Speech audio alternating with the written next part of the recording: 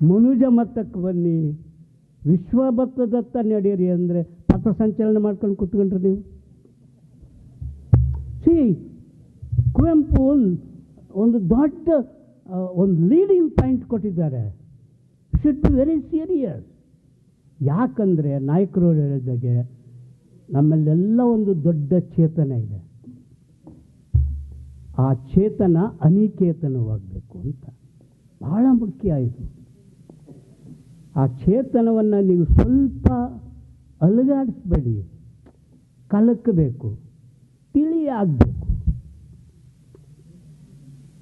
ಅಲೆಯಾಗಿ ಕಣ್ಣಿಗೆ ಮನಸ್ಸಿಗೆ ಅದು ಧರಿಸ್ಬೇಕದು.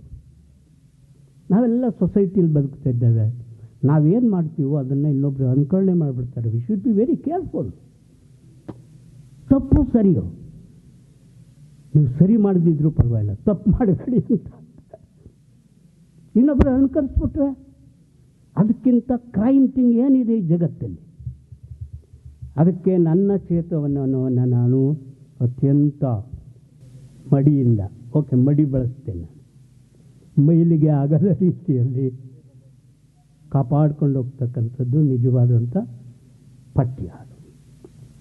ಆ ಪಠ್ಯ ಪಠ್ಯೇತರ ಚಟುವಟಿಕೆಯಾಗಿ ಮೂಡಿಬಿಟ್ರೆ ಮನುಷ್ಯ ಗೆದ. ಇಲ್ಲಿ ಸೋಲು ಮತ್ತು ಗೆಲುವಿಲ್ವೇ ಇಲ್ಲ, ಸೋಲು ಗೆಲುವೆ. ಯಾಕಂದರೆ ಇರುವಿಕೆಯನ್ನು ನಾವು ಸ್ಥಾಪನೆ ಮಾಡ್ತಾ ಇರ್ತೇವೆ. ಅದಕ್ಕೆ ಚೇತನ ಅನಿಕೇತನವಾಗಬೇಕು ಅಂತ ಜಗದ ಯುಗದ ಕವಿ ಒಂದು ವಿಶ್ವಮಾನವ ಸಂದೇಶವನ್ನು ಕೊಟ್ಟಂಥ ತಾಣದಲ್ಲಿ ನೀವು ವಿದ್ಯಾಭ್ಯಾಸ ನಡೆಸ್ತಾ ಇದ್ದೀರಿ ಅಂದರೆ ನಿಮಗೆ ಧನ್ಯವಾದಗಳು.